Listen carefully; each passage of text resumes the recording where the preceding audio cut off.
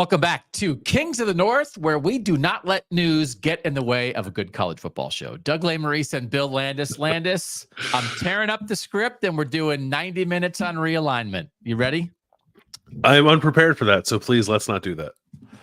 We have ball to talk about. I know that they created a new conference while we were all asleep, but that's not our problem, is it? Congratulations to everybody.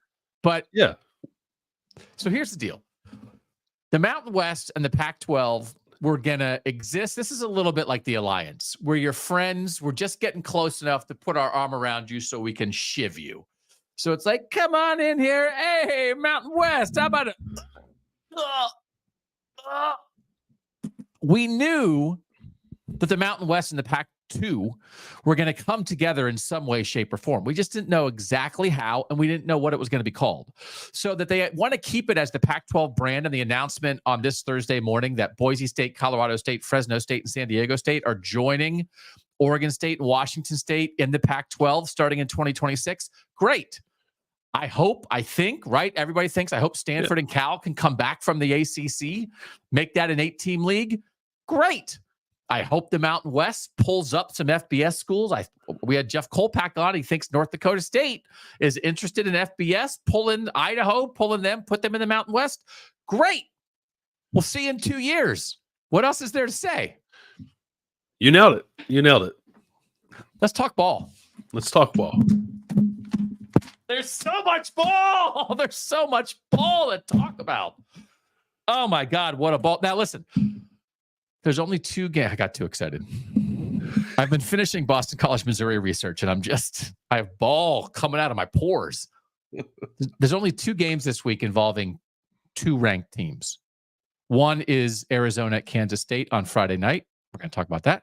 And our big game breakdown is Boston College at Missouri at 12:45 Eastern on Saturday afternoon. That's going to be our big game breakdown.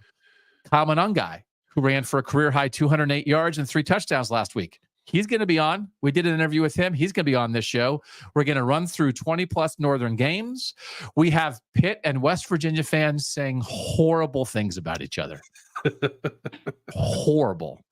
But it was fun because I asked the last 2 weeks I was at a West Virginia game and I was at Cincinnati Pitt last week, and I asked fans of both teams what they thought of each other. That'll be part of our Backyard Brawl preview. The Brawl is sold out at Pitt this weekend. That is awesome. And then we're going to do our fantasy picks at the end. So, we have so much going on, Landis. We just don't have time to talk about all the ramifications of Fresno State changing their letterhead from Mountain West to Pac-12, right? No. We have too much to get to. Let's get to it. Let's get to it. Our first game that we're going to talk about as we run through all of this is Notre Dame at Purdue. And I bet Ryan Walters wishes Notre Dame had won last week, because I bet Ryan Walters was maybe thinking to himself, we can get them. We can sneak up on them. Notre Dame in Ross-Ade. They don't know. Oh, no. Northern Illinois jumped the line and they got them. So what are the vibes then going to be like for this one at Purdue, Landis? I am really curious to see. Yeah, I think still pretty nervous for Notre Dame, right? Because you don't feel great about yourself coming off that loss to Northern Illinois, obviously. And Purdue has had a week to think about this. They did not play last week. Got to see what Northern Illinois did to Notre Dame. By the way, I don't know if you caught this. I caught this. Thomas Hammock, the head coach at Northern Illinois, was on Pardon My Take. I think he was on, and he said that he and Marcus Freeman have had several conversations since that game about what Northern Illinois saw, thought, exploited against Notre Dame, and he's hoping that can help Marcus Freeman moving forward. You know what we call that, Bill? We call Northern that Northern love. That is so what we're all about, is it not? Yeah, it's great. I like it. But it was also pointed out to Thomas Hammock that, if Northern Illinois runs the table, it could play Notre Dame again in the playoff potentially. Seems highly unlikely, but it's not entirely impossible. Cross that bridge. Yeah. But anyway, this is a long-standing rivalry. I don't know how many people know that. Notre Dame and Purdue play for the Shalala Trophy. I think it's how you say it. Is it Shillelagh or Shillelagh? Shillelagh? I think Shillelagh. I don't It's like bologna and bologna. How do you say bologna and bologna? You say bologna? I say bologna. You say bologna. I say Shillelagh. Played every year from 1946 until 2014. They have not played since 2021. It's on the books for the next couple of years. Purdue hasn't won this game since 2007 in West Lafayette, so they're looking to snap a little bit of a losing streak here. And I do think, even though Northern Illinois was the team that jumped up and got Notre Dame last week, that Purdue can probably channel a little something based off of that, and that Notre Dame is probably not feeling all that confident coming into this game because of what happened last week. So isn't it funny when you research stuff and it's like these teams used to play each other every year for 71 consecutive years, back in the days when teams played other opponents who were nearby. Yes. Yeah. And then we decided, why would you play someone nearby? Let's make our fans drive 2,600 miles to go to a game. They're both in Indiana. Here's an interesting fact about this game. Neither school has the word Indiana in its name, yet both are in Indiana. How about that? There have to be people in the world who do not know that Purdue and Notre Dame are in the same state, like 90 minutes apart.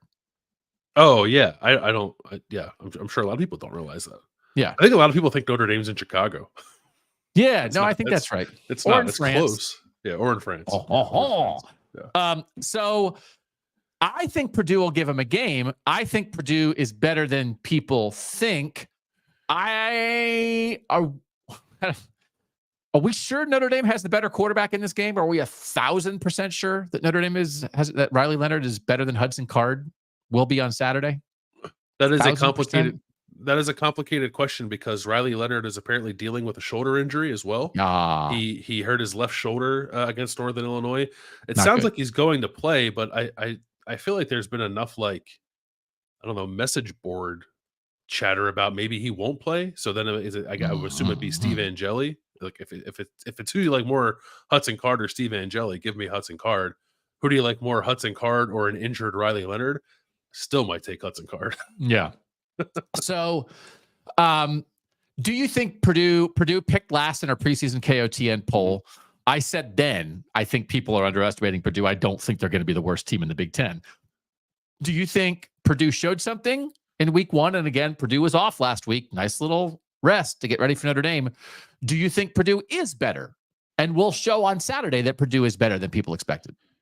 I think they could show it on Saturday because I think that there's some matchup stuff here that maybe favors Purdue. Like I still worry about if a team comes to play Purdue, they can really throw the ball. How's Purdue hold up there? But I think Purdue's defensive front is actually like not that bad, like pretty good. Okay. And Notre Dame doesn't feel like much of a threat to throw the ball, especially if its quarterback is hurt. So I think Purdue will have a good showing in this game.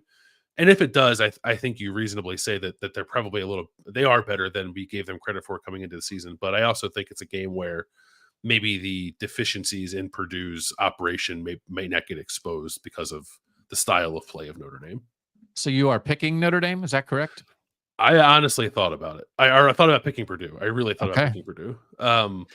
This is a danger zone. We are officially in a danger zone for you of thinking about wanting to do something and not quite being able to get there. Yeah. I think it's that Notre Dame's defense is still probably just too good for Notre Dame to pull it off, for Purdue to pull it off, excuse me. Hudson Card was excellent and nearly perfect in their opener. I don't think we'll get quite that same performance. I think it will be low scoring, for just kind of a struggle for both offenses to do much of anything. But I think Notre Dame will win close. I have 21-13. And in the long tradition of us picking the same thing, I have Notre Dame 23-20. I did forget to say off the top, and I apologize, that I am kicking your butt. Yeah. So last week you were 16-7. I was 18-5 last week. I thought I was going to be even better because I picked Cincinnati and you picked Pitt, and Cincinnati was up by 21, and I was like, take that, Landis. And then Pitt came back, but we split on Iowa State, Iowa. I picked Iowa State. That was correct. We split on Michigan State, Maryland. I picked Michigan State. That was correct. What was the other one we split on? I got you on another one too. So anyway, you picked Northern Illinois. Remember, you picked Northern Illinois to beat Notre Dame. Oh, congratulations.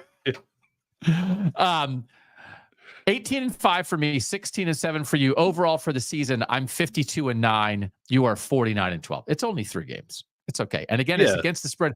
We've been missing on like some of we both picked Northwestern to beat Duke last week, for instance, and that was incorrect. So there are a couple where we're arriving at an incorrect consensus as well. So just wanted to note that. Okay. Good luck, Bill. Thanks. Good luck to you. Thanks. You don't mean it. Next game is Arizona at Kansas State. There are only 2 games this week involving 2 ranked teams. One is Boston College at Missouri, as we said, and one is this game, Arizona at Kansas State. It's a short week. Kansas State doesn't love it. They were in New Orleans last week for this game. We talked about this like a couple times already. This is a non-conference game. Yeah. They are in the same conference. They were not in the same conference when they agreed to this.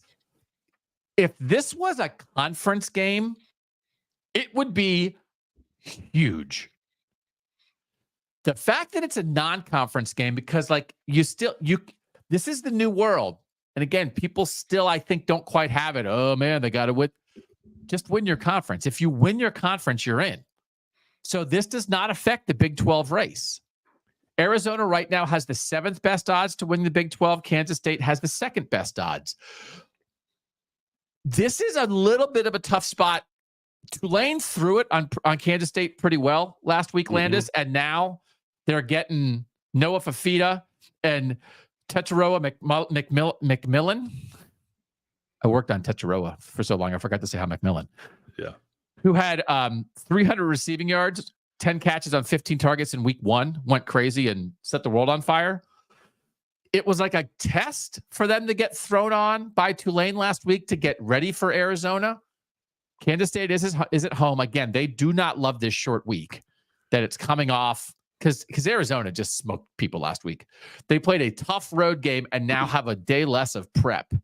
Yeah.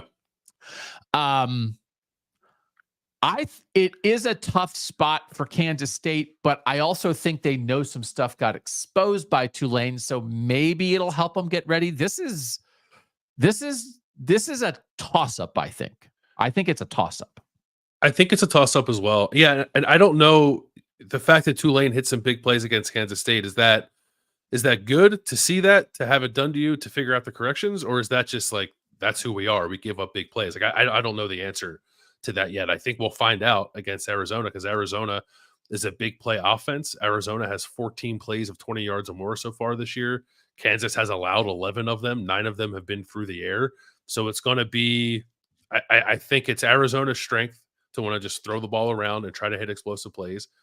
And it has thus far obviously been a bit of a liability in Kansas State's defense that they give up these big plays. Like Tulane's quarterback was just like ripping the ball down the field on them a couple times last week, and guys were running behind defensive backs. It wasn't a great day for Kansas State's defense. Played a little better in the second half, but it wasn't a great day for them overall. Yeah. So it's just like what wins out there. I think we're going to see big plays from both offenses, which is why I went pretty big with my score, because I don't know if Arizona has an answer for Kansas State's rushing attack, and I will keep asking for Avery Johnson to do more with his legs than he has done thus far.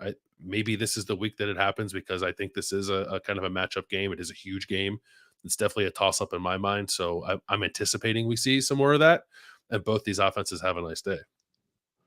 Tulane hit pass plays of 53, 36, and 37 yards in the first half against Kansas State last week. The 53-yarder was just a play-action deep shot over double coverage. And then there were a couple coverage busts that were really bad. Joe Klanderman, I was watching his news conference with the reporters at Kansas State. He was saying that he thinks Jacob Parrish, their number 1 corner, has played really well to this point. So you got a guy who at least has a chance to hang with McMillan a little bit. They think Marquise Siegel, who was on our show at Big 12 Media Days, has played really well to this point. One of the weird things about them is they haven't run a lot of plays. They've only run 112 plays in 2 games, Kansas State offensively, which is near the bottom of the country. So they're kind of at we want everybody to do more. We want DJ Giddens to get the ball more, but he actually has 33 carries and 10 targets through 2 games. There's a lot of talk that Dylan Edwards, who's their young number 2 back, they want him to get the ball more. He has 9 carries for 97 yards this season. I think you'll see him get more involved against Arizona. They have not thrown to their receivers hardly at all so far. Giddens leads them in targets. And so it's just been a little bit of like a grind. As much as Arizona's offense is explosive. Kansas State's offense can be explosive. So they have to raise their level. I think it'll be good for Avery Johnson. We talked about this earlier this week. Got to let it rip. Man, when Noah Fafita's letting it rip on the other side, you don't have a choice. Yeah. So I like that you have this score in the stratosphere. I think it'll be good for Kansas State. And the thing in the end about this, Arizona, 9-game winning streak, longest in the nation. They won their last 6 regular season games last year. They won their bowl game. They're 2-0 against bad competition. If Kansas State doesn't win, it doesn't kill them because they're still on track because this is a non-conference game against a conference foe. So they need to be ready for this, but it's not for one of the 2 favorites in the Big 12 against another really good Big 12 team. It is not do or die for Kansas State. So I hope not that Kleiman's going to be like, we've talked about this. I think I would like to get to this on our preview show, me doing a fake pregame speech for one team. Would you be in favor of that? Maybe like 2 minutes. Let me riff a little bit. Yeah. My fake Chris Kleiman pregame speech would not be, this game doesn't matter, so let it rip. But there's a version of that you could say. It's not going to kill them. So I hope we have a high-scoring game. I'm not quite as high-scoring. I'm K-State 34-31. I'm 48-45, and I want to see K-State winning. I want to see. We talked about it like 2 weeks ago. I think before the opener, when Chris Kleiman said like, "I'm not holding anything back with Avery Johnson." I don't know that he has delivered on that promise in the first 2 games. Okay, so I would like to see a little more of that this week. To your point, they got to get more plays, and he talked about that. Like we need more of everything. I think he hasn't delivered on the promise. I also don't think they're thrilled with how it's gone. I think they feel like collectively they're a little stuck in the mud. Yeah. And we'll unstick you. Fafita and McMillan will unstick you real quick, bro. Yeah. Yep. Let's talk about rivalry games. Let's do it. I regret a little bit that we didn't have people on earlier in the week to talk about this. Frankly, Bill, there's too much going on in the North. Is there a lot of ball up here? Is there a lot of good ball up here in the North? So there's a ton of great ball in the North.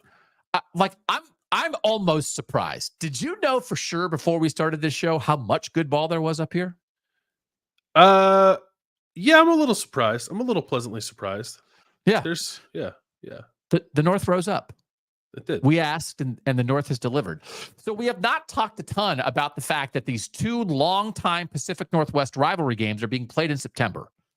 Oregon at Oregon State and Washington State at Washington this week. We're going to start with the Oregon rivalry. And this is a huge deal. We want to acknowledge this. These are 100 years plus, these 2 rivalries that were blown apart to some degree by the dissolution of the Pac-12. We acknowledge that. I'm so happy they both are existing. I'm so glad that both athletic departments prioritize this. It is a little weird that it's in September instead of November. We get that, but it certainly is better than nothing.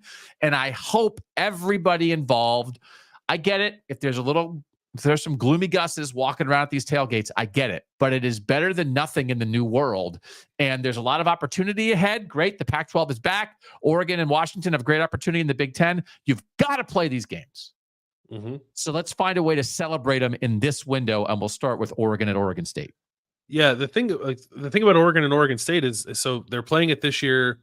They're playing it next year in Eugene. It is not scheduled after that, so they got to figure that. They have to figure that out. If you look at I don't know if both team schedules are filled beyond 2025, but I believe Oregon's is for a couple. Yeah, whatever you got to do, I think get out of some games. I think this game needs to continue to be played. We'll talk about Washington and Washington State in a second. They have a longer out projection to play those games. Oregon won this one last year, 31-7 in Eugene. Oregon State has won 3 of the last 4 in Corvallis, which is where this game is this week, which I do think is interesting. Oregon State is it's not the same, right? It's not the same team that we saw last year. It's not the same team we've seen for a couple of years. Jonathan Smith leaves, the roster blows up a little bit. Some guys transfer, some guys go to the NFL. But they've been off to a pretty nice start. But their version, Oregon State went through like a version of what Washington went through. Yeah, right? for sure. Yes. Not only do you lose good players to the NFL, you also lose good players to the portal because your head coach and the staff left. Yeah, probably the most notable of those might have been Damian Martinez going to Miami. We loved that guy. The running back. Yeah, he was really good. Silas Bolden going to Texas. Silas Bolden is a Texas. Yep. DJ Uiagalelei obviously went to Florida State. But the big one is Aiden Childs. Aiden Childs, everything that he's doing, everything he did last week for Michigan State, he's supposed to be doing at Oregon State. So I feel bad for the Oregon State people because you knew that guy's from Southern California. It was a great job getting him up to the Pacific Northwest, and you knew it was coming. We talked about Aiden Childs as a recruit. You knew it was coming, and it is. It's just now it's in East Lansing. So I do feel bad for Oregon State fans for that. Yeah, but they have found a way, Oregon State, through these first 2 games anyway, to, I think, put out a version of what it has been. Even if some of the personnel stuff is a little less than it has been, they're running the ball really well. 362 rushing yards against Idaho State, 237 rushing yards against San Diego State. The Beavers come into this game with the number 5 rushing offense in the country against an Oregon defense that gave up a ton of rushing yards to Ashton Genty and Boise State last week. So this is, can Oregon State at home run it and hold it and hope that Oregon doesn't put up a 40 burger on offense? Because I don't know that Oregon's offense is going to encounter a whole lot of resistance. We need to see what the offensive line looks like. But yeah, I do think the game plan here for Oregon State is clear, because it's going to be their game plan every time they get on the field, which is to run the ball 50 times a game if they can. They got a lot. Oregon has a lot to sort out here, man. Like, we've got to see the real Oregon at some point, don't we? Mm-hmm. Yeah, and I think I'm very much like not on alert about anything I've seen from Oregon defensively. Like I know that Ashton Genty like did his thing last week. I think you have to bake in just a little bit of that guy's really good into that. Like I agree. Think, Idaho didn't run the ball at all the week before against Oregon. Didn't do much of anything on offense besides hit a couple of big plays against Oregon's defense. I think Oregon's defense is okay. It'll be tested again this week. It's just all about the offense, I think, for finding its stride, blocking a little better, and getting a little more precise just sort of with the entire operation, because it hasn't been the first 2 weeks. I think Derek Harmon, the transfer from Michigan State at defensive tackle, leads the nation in pressures, I believe. Like they're causing some problems up front. Do you know, is Matthew Bedford supposed to play for the Oregon offensive line? I haven't seen yet. I don't know. I was keep looking your eyes at peeled. Some stuff from, people can keep their own eyes peeled. So that's the number one thing, the Oregon offensive line and how that comes along. That's the story to watch this week. I have Oregon 38-23. I have Oregon winning 42-21. Looking for a quick Matthew Bedford update if we have one. When asked about his confidence level, an offensive lineman Matthew Bedford playing against Oregon State, Ducks coach Dan Lanning said he's confident he could. So okay, great. I am confident that I could be a huge college football podcast star.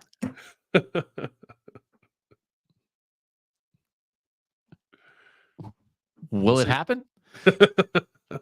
No one knows. No one knows. All right, let's get to the Apple Cup 116th meeting between Washington State and Washington. The Huskies lead 76-33-6. This one is at the Seahawks Stadium.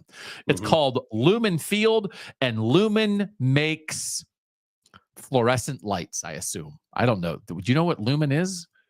It's probably one of those tech things where like they just make like computer chips. Yeah. Or maybe internet, it's an internet provider services company. Yeah, that feels like a thing that actually they don't make anything. They just broker stuff. Right. So it's being played there. I'll tell you what, I watched some Washington State highlights. Have you watched this Washington State quarterback? I believe his name is Baker Mateer. Oh, his name is John Mateer. No, it's not. Post-game news conference from Washington State quarterback John Mateer last week after running for 197 yards. He ran 21 times for 197 yards. He sat down. He had on a gigantic white headband, eye black under his eyes. He sat down and said, "Sup?" And I was like, okay, here we go with this guy. I do not like this spot for Washington. Mateer threw for 352 and 5 touchdowns against Portland State in week 1. As it turns out, Portland State is just a team that loses to everybody by 70.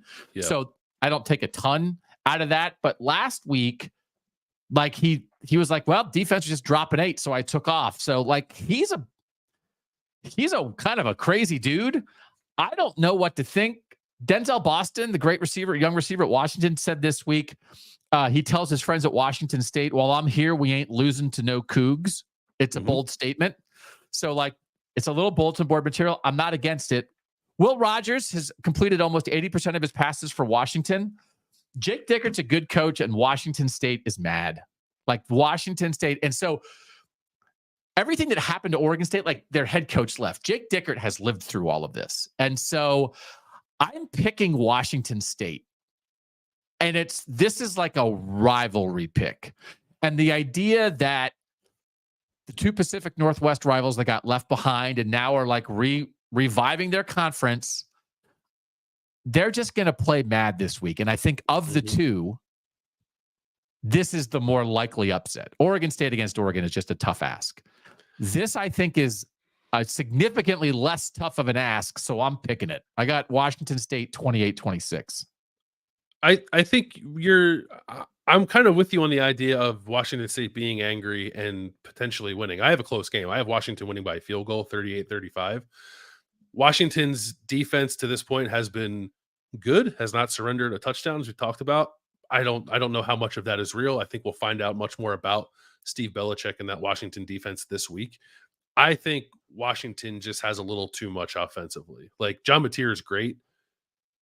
Washington has Will Rogers, who's playing efficiently, Denzel Boston, Really Giles efficient. Jackson, Jonah Coleman. Like, there are a lot of weapons there. I think those weapons are what win the game for Washington eventually. But I think it's going to be really good, really hard fought, really physical, like kind of amped up, testy kind of game between these two teams. I definitely agree that Washington State is angry, and we're going to feel that. Yeah, Washington does have really good skill across the board. So I might be a little light on the score here. You're in the high 30s. I'm in the high 20s. Yeah. But I do think Jake Dickert is a good coach. And I thought they were a little boom bust with Cam Ward last year. Like Cam Ward, when he was a quarterback at Washington State, like will play awesome and win you some big games. And then they would have some off games. I'm curious if they're the same way now with John Mateer. They almost beat Washington last year in the Apple Cup at the end of the year. It took like a Washington miracle trick play to try to pull that game out. So there's a lot to this. And I just think there'll be enough of it to matter. All right, let's get to the other huge rivalry game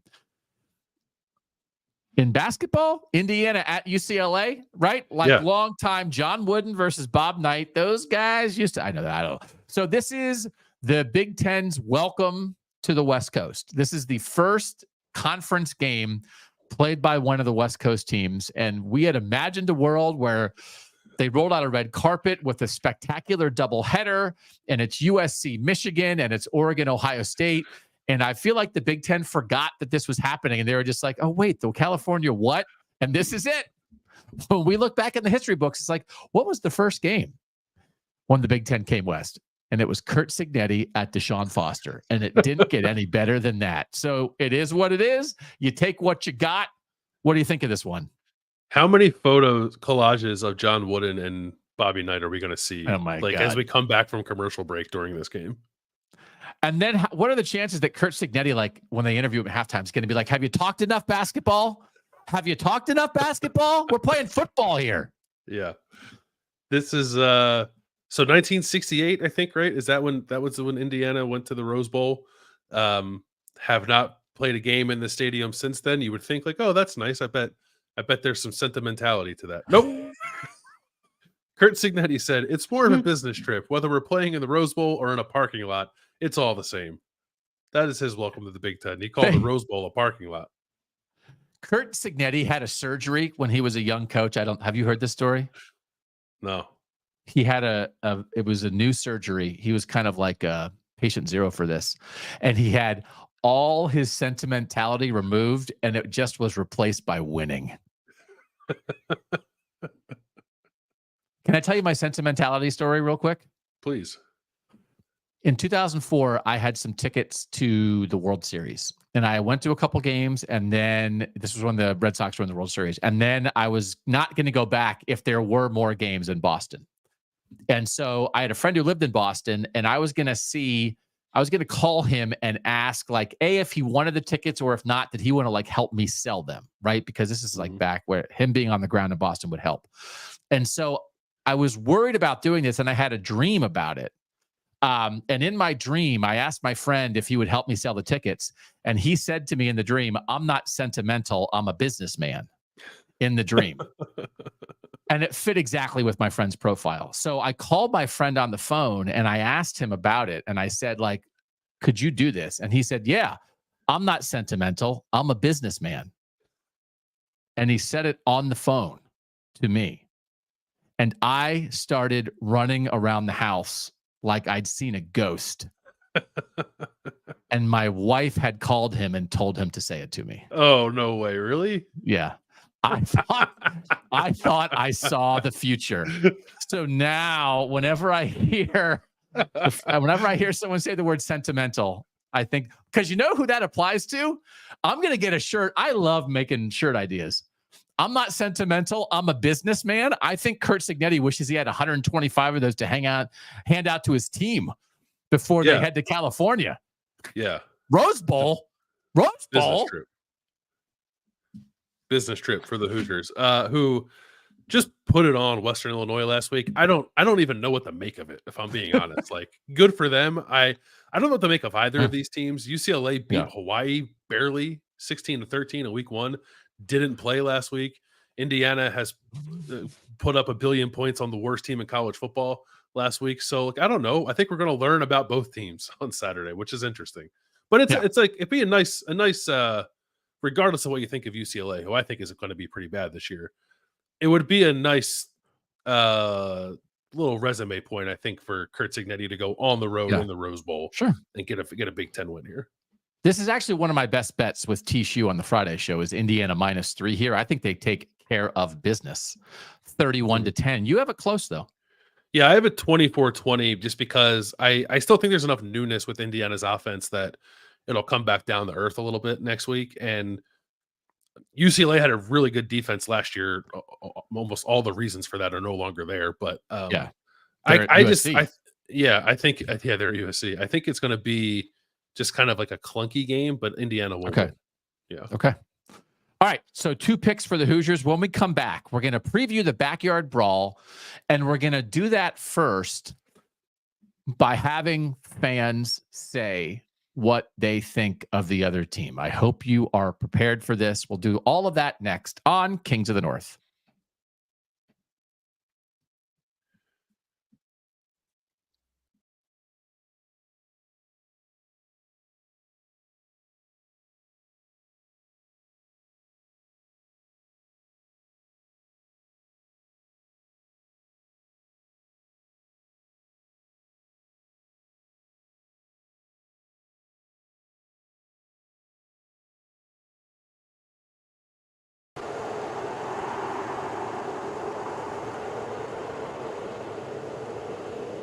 What do you think of Pitt?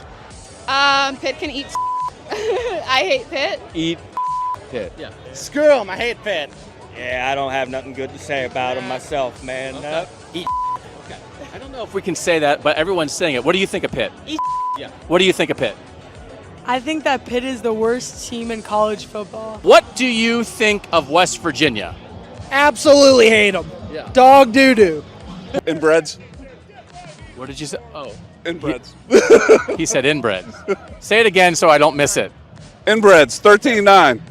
That everyone says 13-9. That's just like that's one of the go-tos now, right? Yes, that's one of the go-tos. We knocked them out of a national championship game.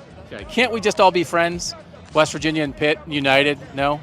No. We appreciate them as human beings, but at the end of the day, it's us against them. It's West Virginia against Pitt. At the end of the day, we're just always going to hate them. Eat Pitt. Eat Pitt. He said it right. We were at 13-9 in 2007. That's all we need to say. 13-9 Mountaineers, 13-9. There you go. That comes up a lot.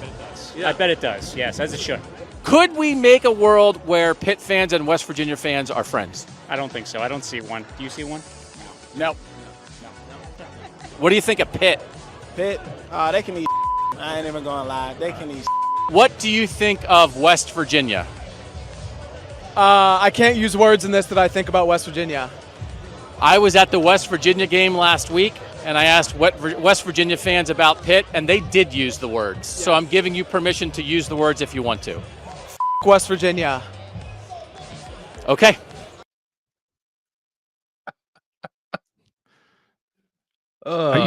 Are you shocked? Are you shocked by? No. Are you ready? Are you shocked by that? Are you ready for the brawl? Very very rarely in life do you have high expectations for something and then it fully delivers. But that's what just happened. That was tremendous. Oh, I got up at 6 o'clock in the morning to drive to both those games. And then after having all those people say those things, I was like, that was worth it. So that's ball, man. I'm trying to bring the North together, but there are some things that it's never going to happen. Yeah, I don't think so. Not for this one. Yeah. Okay.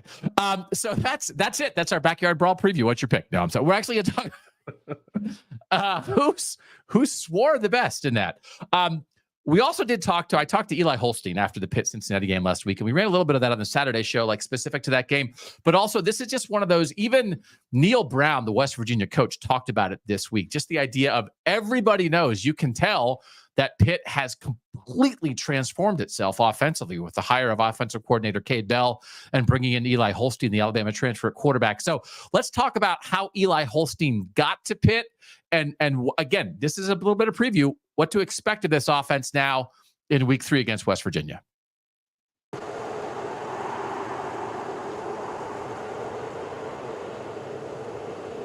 This is an amazing story for you. I mean, I think a lot of people know it.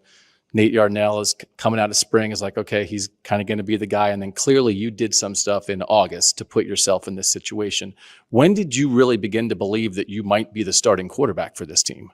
Once I got healthy, the entire spring I had a lingering hamstring injury, and I wasn't 100%. I wasn't able to play football like I wanted to. So, during the fall, or during the summer, really, just getting out there, working out with the guys during the fall camp and everything, I kind of got a lot more comfortable with Coach Bell, with the guys out there. I ended up really believing, hey, this is going to be my team at some point. I need to play like it. Okay. So why are you here? Like, it is like an amazing. When we're like looking at Pitt and it's like, Eli Holstein transferred to Pitt. What was it about this program that when you're leaving Alabama, and I'm sure you had everybody coming after you, why did you decide this was the place for you? I just knew it was a great fit, great city, great people, great coaching staff. Getting Coach Bell was a big part of it. When he got there, they called me or whatever, talked about their offense, and I knew it was something that I wanted to play in. And having a defensive-minded head coach, like I did at Alabama, I feel like it's a great thing because, I know my defense is always going to play well. They're always going to have my back. And when you pair that together with a offensive mind like Cade Bell is when good things happen. You just did a little Nick Saban, Pat Narduzzi thing right there. That's pretty cool. I do think it's really cool that Pat Narduzzi, as a defensive-minded, old-school head coach, is embracing this offense and what Coach Bell wants to do.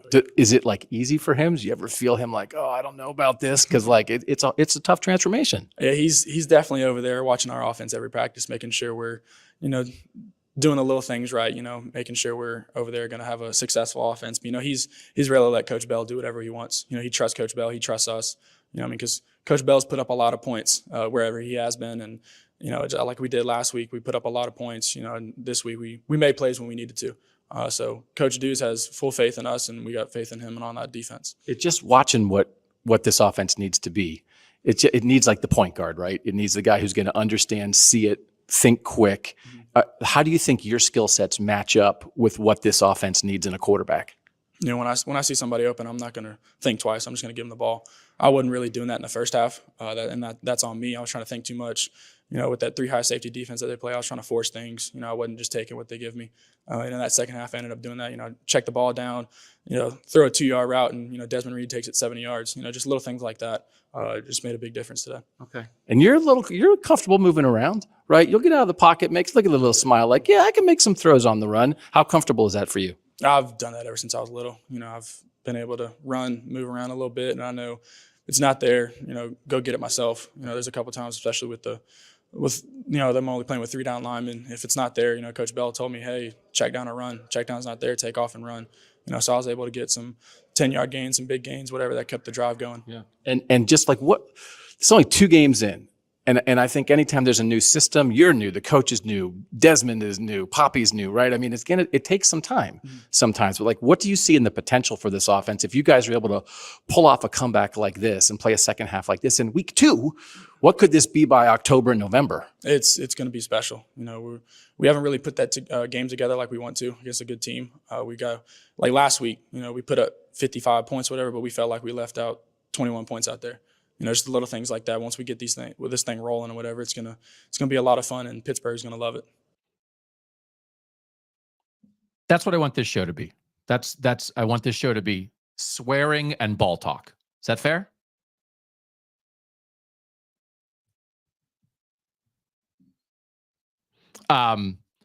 Wait, we lost Bill. Say that again, Bill. Sorry, are you in favor of swearing and ball talk? I was still muted. Yes, that is my kind of show. Yeah. Yeah, swearing and ball talk. We'll make a t-shirt of that too. All right, so we talked to Eli Holstein. We talked to fans. Let's talk to each other about this game. It's at Pitt.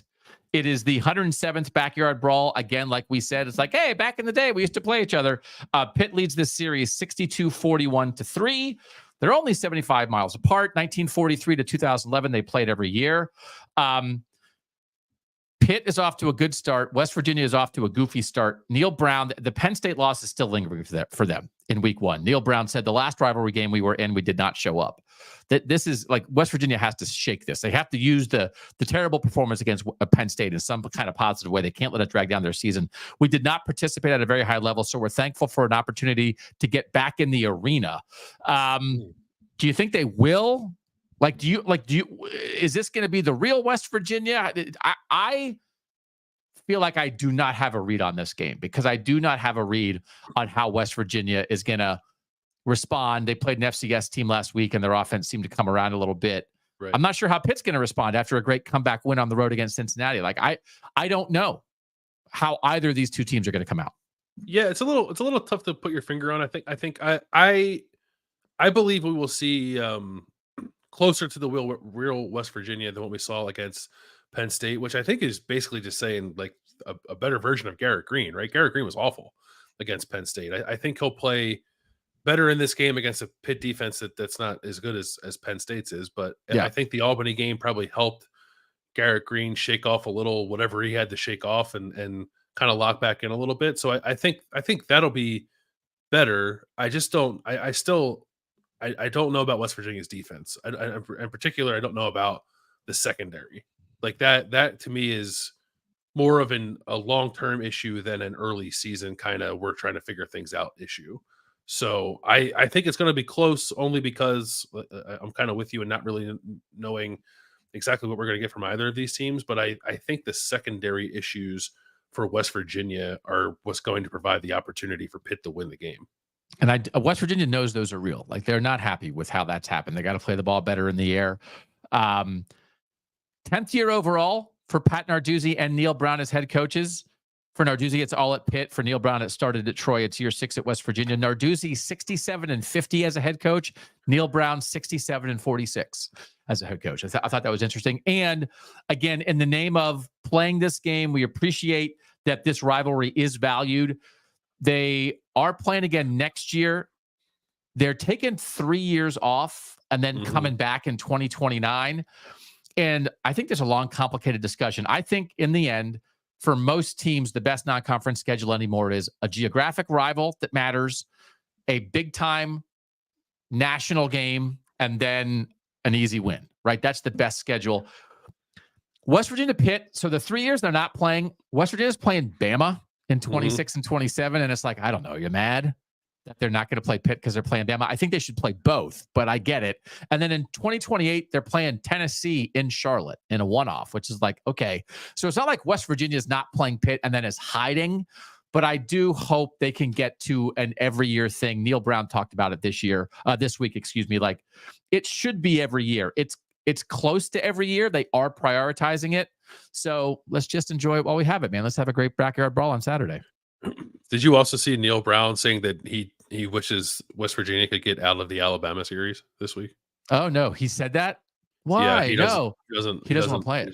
He doesn't want to play it. Yeah. Well, the whole point of playing it is that Nick Saban's from West Virginia and then he retired. So right. Nick Saban and Joe Manchin. It's like the Saban Manchin game. And now Saban's gone. So now you're just going to have Joe Manchin walking around being like, hey, excited. So I don't know. I hope they don't get out of it. But I mean, I think it's great for West Virginia to play Alabama. I think that's awesome. But you do have to prioritize this rivalry. I have West Virginia 38-34, but I think it could go either way. Yep. I have Pitt 35-31. I also think it could go either way, and I think it's going to be a relatively high-scoring game. Okay. Which you seem to agree with. is the other team that was on the receiving end of the Pitt loss last week. It's Cincinnati at Miami, also in a rivalry game. So this is one of those, and again, I respect this so much. Cincinnati and Pitt is its own rivalry game. And now the next week, they're both playing other rivalry games. It's not easy, but it's great for the fans. What do you think of Cincinnati, Miami? Yep, they're playing for the victory bell. This could be the last game for a while between these two teams that is played on campus. There is nothing scheduled at in Oxford or in Cincinnati. There is one more game scheduled in 2026 that will be played at the Bengals Stadium. I think there's been some stuff between, like, both sides have canceled games to the point where now, like, there's this year, there's 2026, and there's nothing else out there in this long-standing rivalry. So if I hope it's not the case that we're never going to see it on campuses again, but I guess for a moment, let's entertain the fact. Then this becomes an opportunity for somebody to score kind of the last win in this rivalry on someone else's campus. So Cincinnati is the road team here. Miami won last year. Miami snapped a 16-game Cincinnati winning streak in this rivalry, winning in Nippert Stadium last year. Brett Gabbert had a monster game in that game for Miami. He's back for the Red Hawks. He's making his third start against Cincinnati. Miami, a very good MAC program, one of the favorites in the MAC, like lost a decent amount to the portal, but still brings a ton back. Like this is a tough matchup, I think, for Cincinnati. This is going to be, I think, a little bit of a fight for the Bearcats. I think it's so tough that I picked Miami 24-23. I think it's a toss-up game. That's a tough loss last week for Cincinnati. Like this is, I will be very curious to see how they bounce back from that, because that was at home in a game that was in hand, was really tough. And now you got a lot of feelings still, right? This is, and I love all these games, but you reach a point where it's like, you understand why coaches don't want to do this, because what Cincinnati could use right now is an easy win. Yeah. They could use Western Illinois right now. And instead they're getting Miami, who's maybe the best team in the MAC and hates Cincinnati. So I'll take Miami. Yeah. I'll take Miami, but it could go either way. I took Cincinnati 24-20. I'm again, same boat as you. Could go either way. One last thing. Long-standing rivalry. Cincinnati has won 60 times. Miami has won 60 times. Here we are. Bro, you got to go. All right, Landis is going to go. This is so good. Okay, another one to watch, right? Another great game. Yeah. So since we're talking about Pitt and Cincinnati, I did go to the Pitt-Cincinnati game last week. We showed our West Virginia tailgate report on yesterday's show. And then we showed you our Backyard Brawl preview, which was gathered at both games. But I also did a Cincinnati tailgate report. So we'll run that now to give you a little sense. If you've never been to Nippert, if you've never been to a game at Cincinnati, what's it like? Here's the KOTN tailgate report.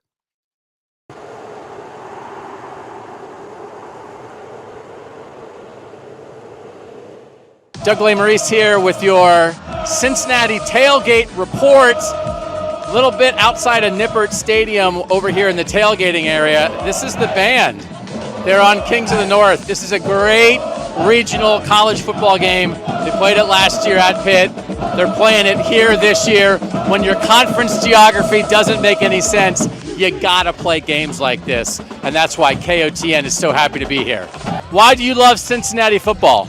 My father played here in the early 1960s, and this was kind of our father-son thing growing up. He would take me to games. Why do you love Pitt football? Pitt football's the best. Nardog is a beast. What's it like coming to a Cincinnati game? You know, when I was here from 73 through 78, it was crickets before the game and often during the game. And ever since 2007 and 2008 when we went to the Orange Bowl, you know, it's been getting better and better every year. First question is, are you a Kelsey? I am not, unfortunately. I do love Jason Kelsey. I have his jersey. He was my first ever NFL jersey, so I'm a big fan of the Kelseys. Whenever you wear the Jason Kelsey jersey, do people ever think you're Jason Kelsey? Yes, I have gotten those comments that I do look like Jason Kelsey. You kind of are like the third Kelsey. I think you could lean into this a little bit. I mean, if they'll accept me into their family, I will gladly do so. Why do you guys love Pitt football? Pitt was like the best time of my life. The college football experience a number of years ago. Love Pitt, H2P, let's go Pitt. At this point, you know, it's in the blood. Yeah. Yeah, that's how it should be, right? It's in your blood. It's in the blood. It's in the blood. And in the beer. It's in the beer. In the beer. Yeah. Oh, absolutely. Beer's important. What do you think of where The beer's in the blood, too. why do you love Cincinnati football? Because I'm a UC grad, 1985. We went to every football game. We started at Nippert, and then they moved us downtown to Riverfront, and now it's back on campus. What do you think of where the program is right now? It needs to be upgraded. Yeah. Not happy with the coach. Why do you love Pitt? Just grew up watching them, and it's a family thing. And then my brother played for them back in '98 to '02, and from there we just continued to follow Pitt. Became a Pitt family. What do you think of the state of Pitt football right now? It's okay. How do a Bearcat and a Panther come together? Working at UC Medical Center. Okay, so what's this series? I love that Cincinnati and Pitt are playing each other. These last 2 years, what's it been like for you guys when these games happen? Fun, I'd say. Yeah, just exciting. Yeah.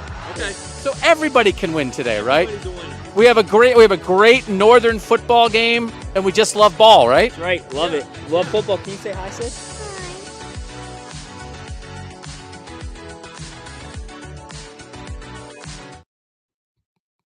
Kids love me, man. Yeah. See that? Kids love me. I like the last pick guy, not the couple, the guy before him. Little Yinzer coming out in the 1998. Yeah, that's great. Yeah. See, we take you to the people because the people matter. We want to have players on the show. We want to have people on the show too. So I hope to do this same kind of thing. We kind of crammed a bunch in the last 2 days because it took me a while to get it together and send it to our great producer, Mike, who edited all that stuff. But right, we got to be out. We want to show you, if you've never been at West Virginia or at Cincinnati for a game, now you have a little taste of it, right? We want to do that on the show. Yeah, I'm glad people can see it. No, like Nippert's awesome. I really like going to a game at Nippert, especially at night. Like night games at Nippert rule. Yeah. So anyway, okay. I just like I'm a man of the people, even if the people don't want me to be. You are. That's right. Next game, Kansas at UNLV. Oh, do we make our picks for Cincinnati, Miami? We did. We made our picks. All right. So, Kansas UNLV. I hate this spot for Kansas. I hate it with fire. I absolutely hate it with fire to the point that I picked UNLV. It is another short week for them. They practiced they got back at 2:00 in the morning after a road loss at Illinois on Saturday night. They got back at 2:00 in the morning Sunday and then practiced Sunday night because they were trying to move all of this up. I think they're in a really weird spot. I think they kind of believe they're better than Illinois, but they lost. The vibes were a little bit weird, and they're going back to play. Their stadium's under construction. They're going back to play in a soccer stadium that has 20,000 people in Kansas City. So they're not playing the games in Arrowhead yet. So they're not going to have the energy of like a giant home crowd to pick them up after a disappointing loss against Illinois. And Barry Odom, the UNLV coach, used to be the Missouri coach. Like, he's a good coach. He knows how to do this. UNLV had kind of an off week last week. They rushed for 500 yards against Utah Tech. These teams played in their bowl game last December, and Kansas won. So UNLV can be mad about that. Ricky White's a 1,400 yards receiver for UNLV last year. He's really good. I hate this spot for Kansas. I don't love it either. It is funny to me that we have a couple of teams in spots like this that I don't think either of us love, but I still made the homer pick and picked our teams to win, and you're going against them. I have Kansas. Kansas finding a way to win. I don't think UNLV is very good. I think UNLV still has a shot to be that G5 playoff representative. It's a team that can win the Mountain West, I think. Its quarterback from last year, Jada Maiva, is like the backup at USC now. So that's a little different. I don't think the quarterback spot is quite as dynamic, but Ricky White is a real dude. This team can really run the ball. They've only thrown 32 passes in 2 games. They've run the ball 111 times in 2 games, UNLV has. So I thought Kansas's defensive front was holding up pretty well in a physical test against Illinois until the 4th quarter, and it got worn down a little bit. And now everything you said about like quick turn, weird timing of stuff, I think it might impact that. So I'm curious how Kansas's run defense might hold up.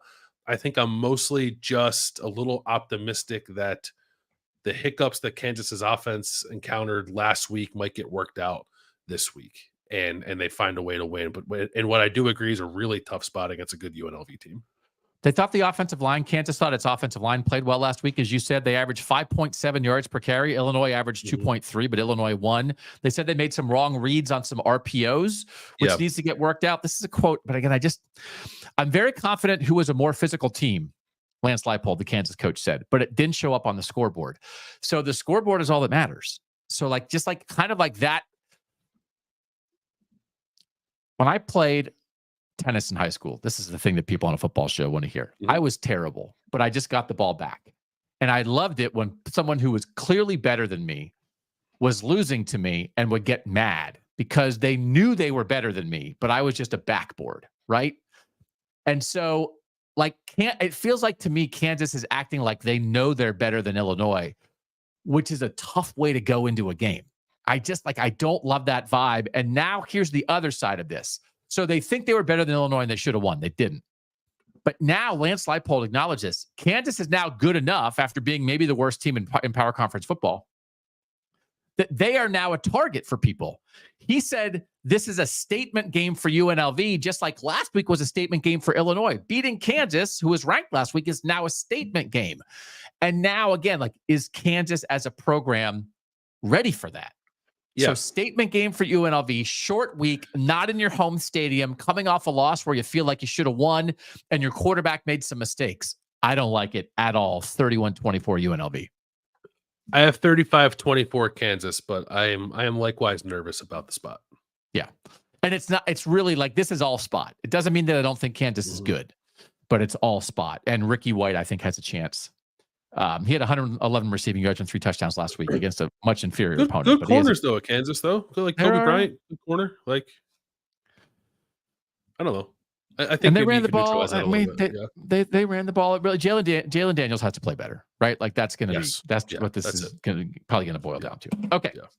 Another break. When we come back, we're going to have an interview with Kyle Monangai, who was my fantasy pick last week and went bazonkers, had a career game, and is just one of the best players in Northern football. So Rutgers is off this week. I was happy to get to talk to him. And then after that, we will have our big game breakdown, Boston College, Missouri, and then 12 other games to run through. It's jam-packed. It's Thursday. It's what we do here next on Kings of the North.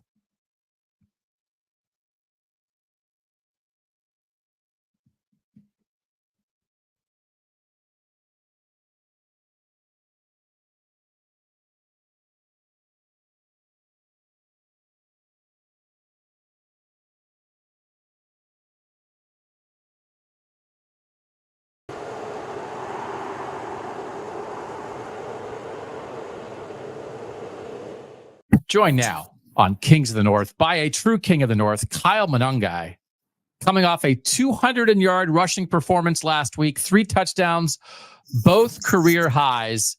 All right, man, 208 yards. I think it was 27 carries. How you feeling on Sunday morning after carrying a load like that? Yeah, I mean, it's football, so you never really feel 100%, but I mean, you're as good as you can, especially after a win like that. So, I was good. Just happy to be able to get it done with my guys. You had a couple big breakaway runs, but you're grinding out. You are earning a lot of those yards too. I'm really curious. I want to ask you, this is like almost advice for young running backs.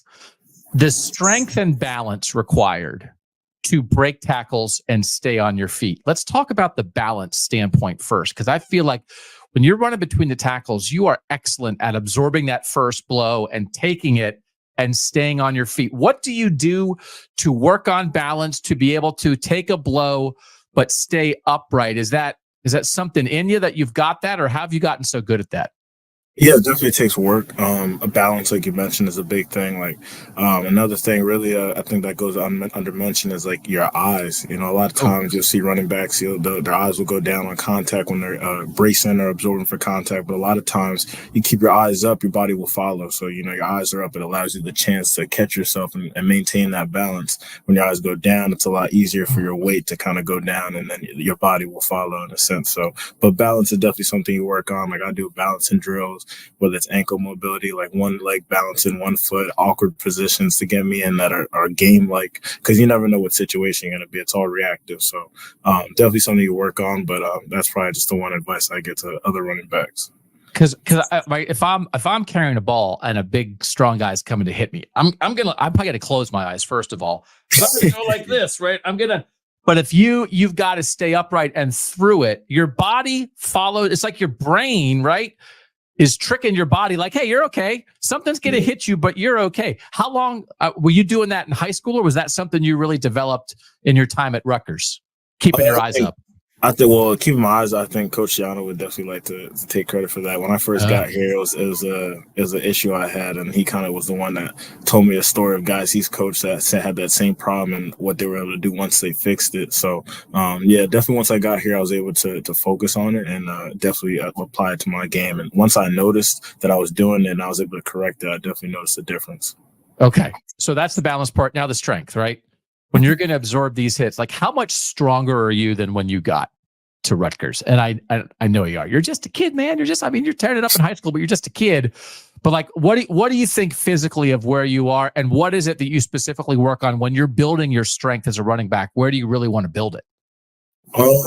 Well, to answer the last question, I'd say probably lower body would be the main thing. But just funny enough, like you said, like you're just a kid when you're in high school. Like when I came into college, everyone thinks, they're the strongest guy and all that stuff. And then I was able to get into a practice setting with a bunch of guys that were seniors, guys that had been in college for a long time. I'm a 17, 18-year-old kid going up against 21 and 22-year-old guys who are kind of, they're a lot stronger than I was, and they kind of woke me up to, all right, I need to get in the weight room and get a little stronger. So Coach Jay Butler has helped me tremendously in my time here, just in the strength and conditioning part of it. We do a lot of Olympic lifting and, a lot of power and explosion type of lifts. So I think that lower body strength definitely helps me in games. Okay. I'm always so curious with a guy like you, like how much a team is going to give you the ball in the course. What's like the right range? I feel like if you're getting it like 14 times in the game, it's like, oh man, we got to get Kyle the ball more than that. But I don't know. There's got to be a top end where it's like 36 carries is probably a little bit. That's a bit much, right? With what's the right range? What do you think to yourself? Oh, that's a good number of carries for me. During the game, I'm not thinking about that. Like, I'm kind of just going with the flow, whatever Coach Chirac is calling. But, after the game, we look back and then you kind of see how the game went and whether or not you got a lot of carries because you were on a flow, or maybe we're in more passing situations, so we're passing the ball more, so you might not get as much. So I think it's a game-to-game kind of circumstance, and every game takes on a life of their own. So that number could vary. I interviewed Coach Shiano at Big Ten Media Days, and we were talking about you. We talked about you, man. I don't know your ears. Yeah, but we know. Come on, if you're going to talk to Greg Schiano, you can talk about Kyle Monangai. But we were talking about the idea of what Coach Schiano wanted to do with more of a downfield passing game this year, and the idea of you were running into some heavy boxes a year ago, and to bring in a guy like Ethan Kaliak-Manis, you have some receivers who can get it done now. What is the difference for any running back when a defense is keying on the run, putting 7-8 guys in the box, versus when your offense is enough of a passing threat to back them off a little bit? Does it make much of a difference? What do you see from the running back position? Yeah, it definitely makes more of a difference. It's a numbers game. Like when the defensive coordinator expects the offense to run the ball, they're going to load up that box with as many guys as they can.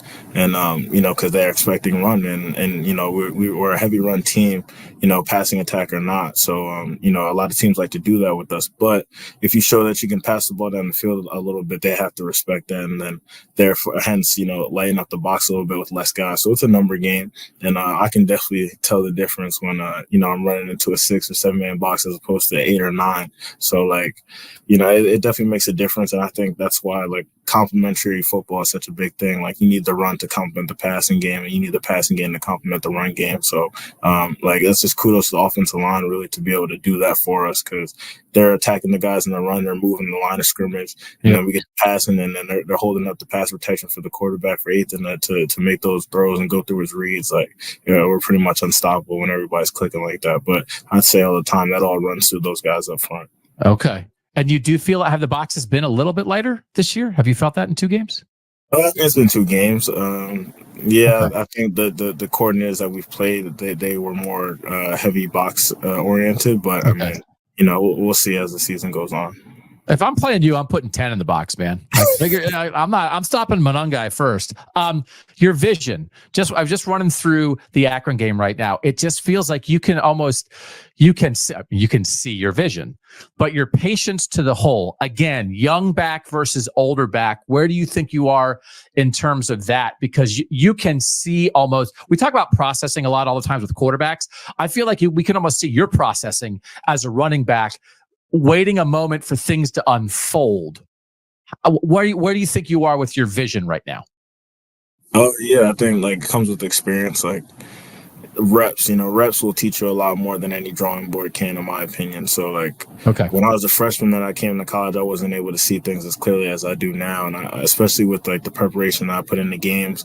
I'm anticipating a lot of time more than just like fully reacting. Like football is a reaction sport, no doubt, but when you can anticipate what's going to happen before it happens, it allows you to play a little faster. And for me personally, I think the game slows down for you when you're in that position. So definitely, I'd say just over the time of the course of my career here, I think I've been able to do that for myself in terms of just slow the game down and be able to process things and react faster. And therefore, my vision kind of becomes clearer in a sense because I know what I'm looking for.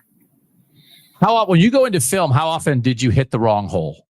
You've got to be hitting the right gap almost all the time now, right? No, I'm not perfect. Nobody's perfect. I can strive for it, but I'm not perfect. Sometimes I definitely do make a one or two, but I try to chase perfection, obviously. But there's definitely runs that I see and I say, I could have done this as opposed to that. But I definitely try and think back to what I was thinking on that play and then get it corrected for the next time. Okay. New Jersey high school guy, you stay home, you play for Rutgers, you have a lot of football left ahead of you. But what would you hope right now, at least through your career, Rutgers fans think of you? When they see Kyle Monangai, when they hear the name Kyle Monangai, what would you hope Rutgers fans would bring to mind? I just hope that they see a guy who, like you said, Jersey guy, came through the ranks. I kind of came onto the scene later in my career, some people would like to say, but just stuck through it. And just a grinder. Like I think I hope to represent the state of New Jersey in a proper way because I love to brag on being from New Jersey from anybody out of state at any time. Like I'll get in an argument with anybody. So I hope Rutgers fans just see a guy that wants to win, like a true competitor, and a guy that stuck it out and really grinded to be able to be the teammate and leader that you guys get to see on Saturday. I've had a lot of conversations over the years about, obviously, the need for Rutgers to keep the best Jersey guys in state. And I just think about what you have been in your career, what you're doing right now on the national scene. And you think about some of the great players who have come through Rutgers and Isaiah Pacheco and the McCourties and like the guys who really represent what Rutgers is all about. What do you think it can mean to the program to have a guy like you who gets it done at the highest level, who's a Jersey guy through and through? Do you think there's maybe some kids playing ball in Jersey, watching Kyle Monangai, thinking about, man, kind of makes me want to be a Scarlet Knight? I hope so. I definitely hope so. Like I just want to be an example to the kids that are looking up to me, and like I was that once them, so I definitely understand it. And I hope that I can be an example to them. Like, hey, I can do what he's done. Like he's from exactly where I'm from. I'm from Jersey, born and raised. Like I can come through these same schools, same football fields, and achieve what he's achieved, and and then some. Maybe even surpass what I've done. So I hope it's just an example to the youth. And you're academic all Big Ten, right? Academic all Big Ten. Yeah, that's my mom's favorite. My mom's favorite honor to brag about. That's one of those. I think about. I was not going to football practice, and I was spending too much time playing video games, and I wasn't academic all anything. What's your major? What is your major? I'm a supply chain management and marketing sciences in RBS, the Rutgers Business School. Okay, I think supply chain management, like supply chain was in the big, like in the news, like in the COVID stuff, right? I think supply, it's like getting something from one place to another, right? Supply chain. Yep. Like I always think like I'm eating a banana, right? And I get a banana for 22 cents. And I think all the things that had to happen to get that banana into my hands. Is that kind of what you're doing in class sometimes? Yeah, that's exactly what I'm studying. How did it get from one place to end up on your plate? Yep. Because I mean, it's got to grow somewhere. Then you put it on a boat. Then you put it on a truck. Then you put it on another truck. I could ask you 500 questions about, do you think supply chain's interesting? Yeah, I think it is. I think that's kind of what drew me to it. That's what made me kind of pick it. And it's also, it was like just an up and coming major at the time that I decided to study it. And I've learned a lot definitely through my time here. I think about, you wouldn't believe how much I eat a banana every day. Every day I think, how did this banana get to me and why is it so cheap? Maybe another time we'll have a full banana. Do you know the answer to that? How does a single banana cost 14 cents with all the work that had to go into it? It didn't grow it didn't grow in America, right? Do you know how bananas get to us? I mean, I'm sure there's no simple answer to that. There's a long, expanding answer, but one day we could definitely sit down and discuss that. Okay, I'm sorry I got off track there. I'm so fascinated by it. You're the biggest supply chain expert that I know. Who made you love football? How did you get to love football? Growing up, I think so. So my parents are immigrants, right? They came from Cameroon, so they didn't know football. American football. Football to them was soccer, funny enough. So growing up, it was kind of this new thing to us. And my older brother, Kevin, who is 9.5 years older than me, he had been introduced to football from his friends in school.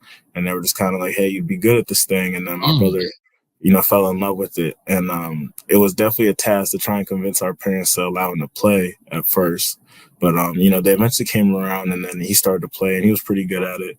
And I just grew up watching my brother play and I was like, I want to be like him. I want to be better than him. And it was like this competitive spirit in me that I was like, I just want to be better than my brother, Kevin. Because, I was always growing up, I was always Kevin's little brother. Like I was like, oh, that's, Kevin's little brother. He's the star running back. And I was like, I want to be Kyle. Like I want to be myself. I don't want to just be Kevin's little brother. So that kind of started up that competitive spirit in me to always want to chase to be better than him. So what's Kevin think now? Is he like, oh man, I can't believe Kyle's this good? Or is he the proud big brother? Yeah. So if you ask him, he thinks he's the best running back in the family. But you ask my parents, they'll tell him the truth. They'll tell him it's okay. Okay. So I don't want to get ahead of ourselves, but if you stay on track, it just like the numbers, it looks like you'd be the second all-time leading rusher in Rutgers history. Ray Rice is way out there. You have to get like 3,000 yards this year to get Ray Rice. Ray Rice he's in a league of his own when it comes to the numbers here at Rutgers, and to think how he did it is insane. So he's a legend. Yeah, he's a legend. So, but number 2 would be pretty good on that list. Like what? Like it's not too shabby. Yeah. What would it? I mean, you're already there, but like. I asked you like what the fans think about you now. The idea of like you're one of the great players in Rutgers history as a guy who grew up in the state. Like what's that mean to you? You put it like that. That sounds like crazy, but it's an honor like to even be mentioned like that. Like I think since I'm still here in the moment, like I try not to think about those things obviously, but like to hear you say that and receive it, it's like wow, that's definitely something. But it's not only just me, so like it's just a testament to the team we have here. Like I tell people here, this 2024 Rutgers team, like we have some special guys here and we've done a lot. So I can't just take all the credit for myself, and I'm just happy to be able to do what the guys I'm able to do it with. All right, last one. At Big Ten Media Days, I asked Greg Schiano if he wanted to know what I thought your Big Ten record would be this year. And he said no, he didn't want to know. But I told him anyway. Is it okay with you if I tell you that I think Rutgers is going to go 7-2 in the Big Ten this year? Is that okay that I just said that to you? I mean, you said it. That's fine. To your opinion. And everyone has one. You tell the guy with the microphone to keep quiet. You're taking it one game at a time, right? You're taking it one game at a time. That's it. One game at a time. My Big Ten preseason offensive player of the year, Kyle Monangai. And listen, man, you're making the case right now. 200 yards in week 2 is a good way to remind people of what you're capable of. So congratulations on that. You just love ball, right? You love ball and you love Rutgers? Yeah, you got to be able to do this. Yeah, I love it. Awesome. Thank you for taking time out of your day to join us on Kings of the North, and best of luck to you and Rutgers rest of the season. Thanks so much. Appreciate it. So we are interested in narrative podcasts, Bill, at our company. Is that fair to say? That is fair to say. Yeah. Do you think a good narrative podcast would be, how did I get this banana? Like a 6-part thing. And I would go to the banana tree place, and then I would follow a banana to my house. You would sit in the shipping container for a week alongside the banana. Don't you want to know how it gets here? Anyway. And I feel like I have a pretty good idea of how the banana gets here. I need to be there. I need to see it every step of the way. I'll just put a little mark on the banana. Kyle Monangai, good guy, eh? Good guy. Yeah, I like him a lot. I was hoping. I want to know why New Jersey running backs run so angrily. Him, Isaiah Pacheco, like there's something in the water there. You grew up next to New Jersey. Do you really have to ask why? Why does it? Yeah, that's Isn't true. the answer because I'm from Jersey? Yeah, probably. Yeah. All right. If someone said, "Why do you love bread?" would you have to think deeply about it, or would you just say, "I'm from Philly"? Yeah, I would say, how much time do you have? And then depending on that answer, yeah, make it a pretty long one. Yeah. All right. So thanks to Kyle Monangai for that. Rutgers is off this week. Then the next 4 games, listen to this: at Virginia Tech, home versus Washington; at Nebraska, home versus Wisconsin. We're going to find out about Rutgers very soon. Yeah, we are. All right. Big game breakdown. We've been saving this. We would direct you to our big game breakdown of Wisconsin, Alabama on the Wednesday show. If you missed that, that's also a big game. That's when I'm going to be at this week. Alabama at Wisconsin. But Boston College, Missouri, as I said at the top of the show, is the other game involving 2 ranked teams. The week 1 win over Florida State, and following that up with a huge win last week against a lesser opponent, propelled Boston College in the top 25. We'll start with the Missouri offense against the Boston College defense. This is at Missouri. It's a 12:45 start, Bill. No, we're going to start Boston College offense, Missouri defense. Boston College offense, Thomas Castellanos. Is he going to be able to do his thing against the Mizzou defense? I'm curious to find out. I think this is a Missouri defense that might be able to bottle up the run a little bit and maybe force Thomas Castellanos to try to win the game with his arm. So we'll see if he can do that. The one thing that has stood out to me about Thomas Castellanos through these first 2 games is that he, according to PFF anyway, does not have a turnover-worthy play. He had 24 last year. 24 is a 24? big number. Yeah, and he has none so far in 2 games. And one of those games was against Florida State on the road, right? So that's impressive. He's not put the ball in harm's way necessarily. He only threw 10 passes last week against Duquesne, so the opportunities to do that have been limited. But I think this will be an early test of how much polish Bill O'Brien has been able to put on Thomas Castellanos as a passer. I think this Missouri defense lost a lot from last year. 5 guys were drafted, including a first-round defensive end, a second-round corner, 2 other defensive backs, and a linebacker, and also former defensive coordinator, Blake Baker, left to go to LSU. So the new coordinator, a bunch of new pieces. They're definitely retooling some things. And you'd probably think to yourself, well, I bet it's been difficult for them defensively for the first 2 games. Missouri has not allowed a point in its first 2 games. That is correct. So like, 89 to nothing. 89 to nothing. 89 to nothing. So I think a lot of that is probably misleading, given who Missouri has played. It was Buffalo last Murray week. State. Murray State the week before week that. 1. But I think this is a pretty solid defense that BC is going up against, and obviously BC is going to want to run the ball. But and maybe it will. Maybe the answer is just Boston College shows up with its run game and it's ready to roll, and it doesn't matter what Thomas Castellanos is doing with his arms. But I do think this probably comes down to what Castellanos and Lewis Bond and Jerron Bradley, your guy that transferred from Texas Tech, like what they can do throwing the ball to try to spring the upset here. So, like, do you think they can throw it? Do you think they will be successful in that pursuit? No, I think they're going to come up a little short. I'm not. It's hard. Like, Thomas Castellanos was just such an erratic passer last year that even if it has looked better this season, I'm going to need to see it, I think, before I believe in that.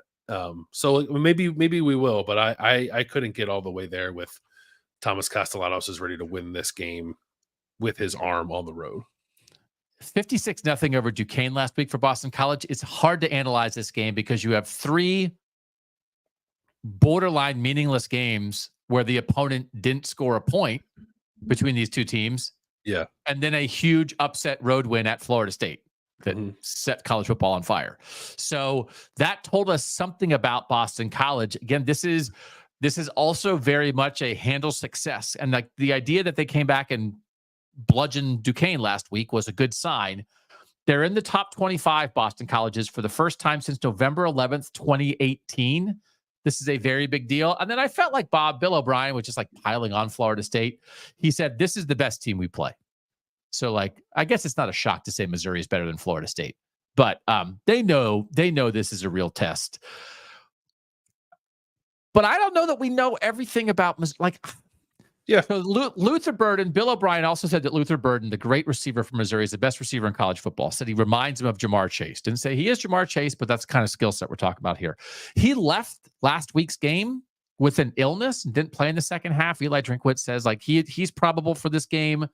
Theo Weiss, their other good receiver, transferred from Oklahoma. He had 100-plus receiving yards last week. He's probable for this game. He has a hip thing. They both should play. Brady Cook's really good. The Missouri offensive line, 3 starters back from last year, 104 overall starts, pretty veteran. Their centers played well. The right tackles really played well. I do think Boston College is going to be able to get a little pressure, though, on Brady Cook. Now, I don't know if that'll matter, but do you that doesn't seem... I think they'll bother him. I think BC can bother him. I think that Donovan Ezaraku, I think becomes a major guy there, right, for Boston College. Yep. If he can get after Brady Cook, because Brady Cook is he's athletic, he's efficient. I don't know that he's a guy that goes out and wins a game for you kind of quarterback. So if you can bother him a little bit, then yeah, I guess I could see it. They pressured DJ Uiagalelei at a decent clip in week 1. I think it was 34% of his dropback. So that's there. I think that the Boston College defensive line through 2 games, and one was Duquesne, has looked pretty good, pretty stout. Yeah. So this is a different kind of test for sure. Bill O'Brien's right. This is not only the best team they have played thus far, it could be the best team they play all year. So we'll see what that looks like. But I think there is an opportunity there to get after Brady Cook a little bit. Yeah. Donovan Ezaraku and Neto Okpala had a combined 9 pressures against Florida State. So they can get after the quarterback. Speaking of Neil Brown wanting to get out of the Alabama series, I don't think Eli Drinkwitz likes this, the Missouri coach. They lost at Boston College a couple years ago, and he was sort of saying, why are we playing this? There's no Missouri fans in the Northeast. There's no players that Missouri is recruiting in the Northeast. Why are we doing this? Well, the reason you're doing it is because it's awesome. How weird is this game? Boston College, Missouri? Are you kidding me? This is a spectacular matchup that makes no sense. But also, shout out to Boston College. Their September, yes, they just played Duquesne. Their September is Florida State, Missouri, and then next week, Michigan State. Yeah.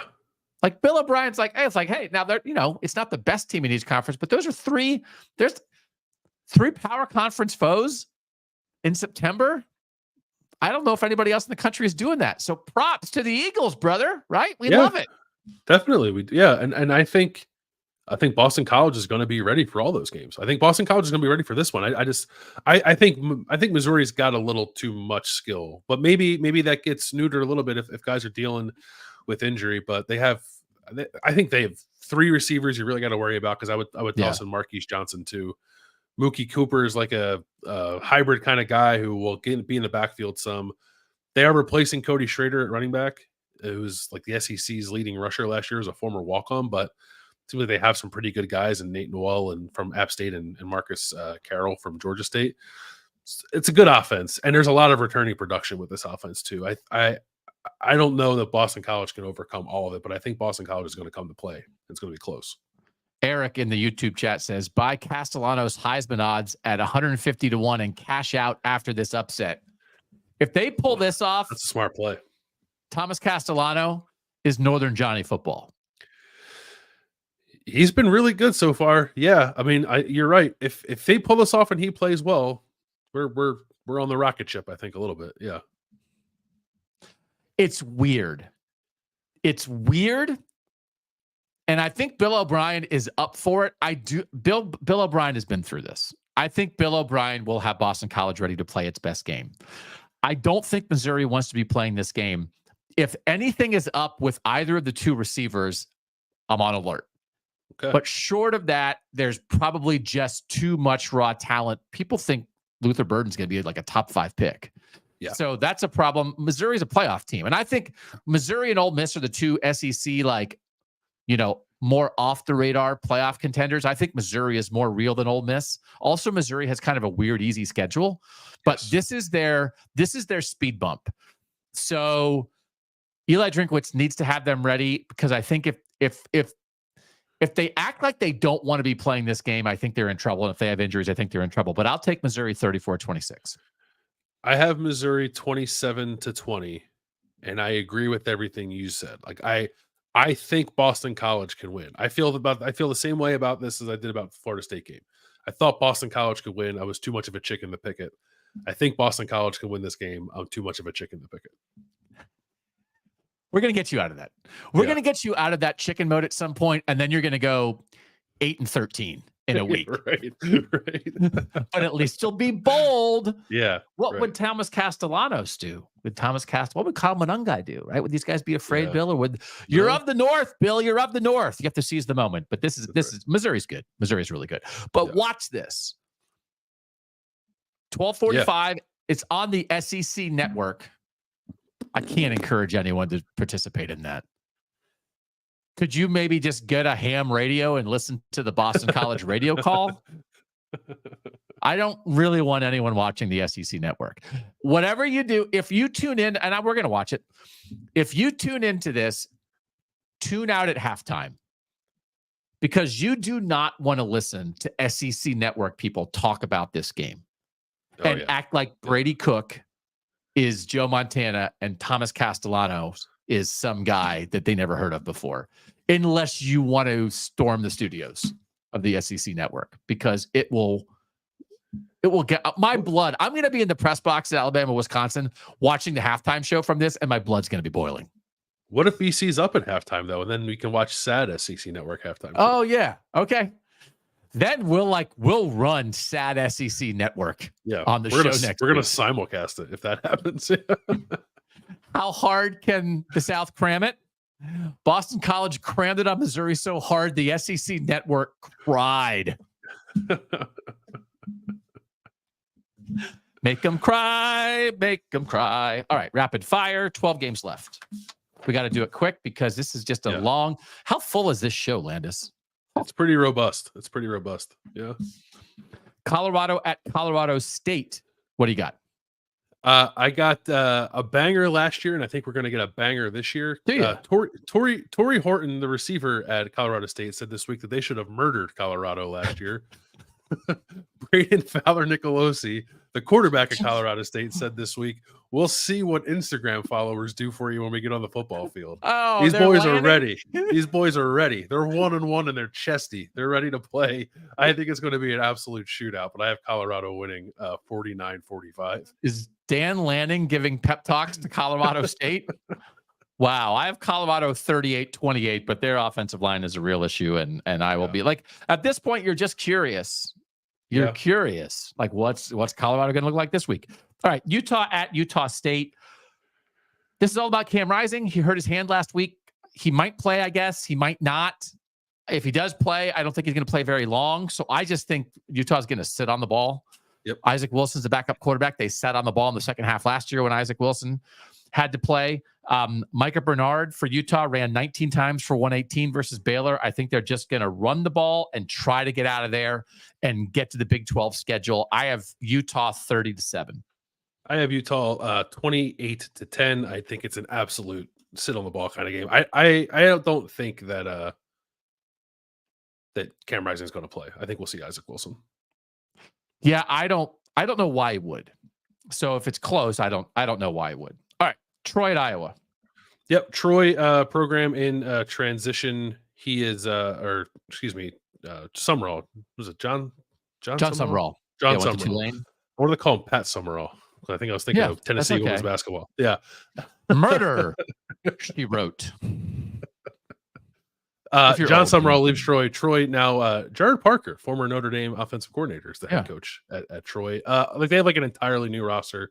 They're 0-2.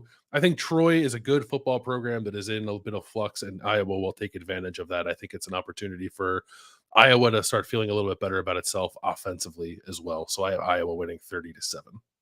Not quite the same score, but almost. I have Iowa winning 30-9. Northern Iowa at Nebraska. Northern Iowa through 2 games has 42 passes and 81 runs. But Ty Edwards, good back for Northern Iowa, 30 carries for 315 yards through 2 games. The thing about this is Northern Iowa is playing at Hawaii next week.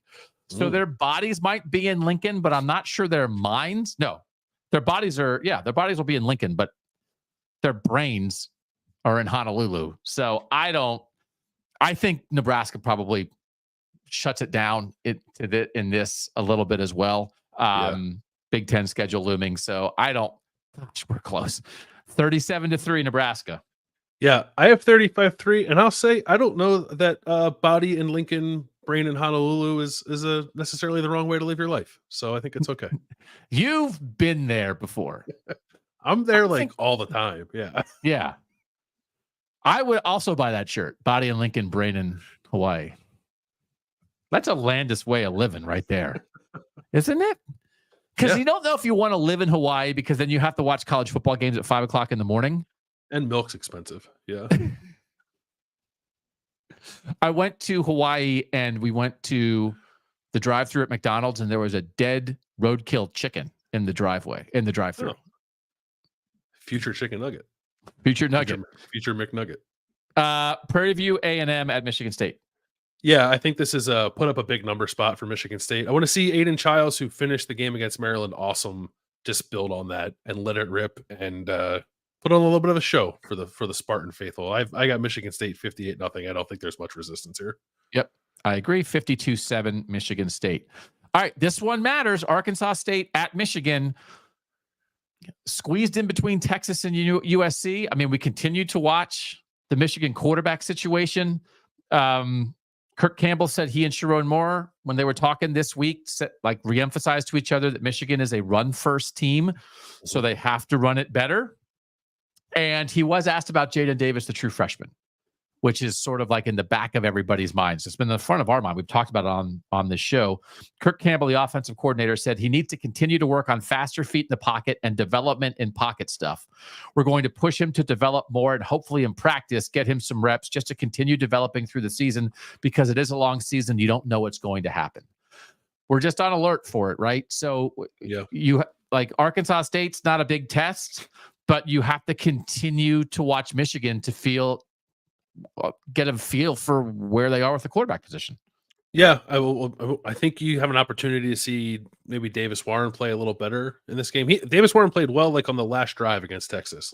Bottle that up and see if he can't bring it to the early portions against Arkansas State. So I have Michigan winning 38-7. I have Michigan 34-10.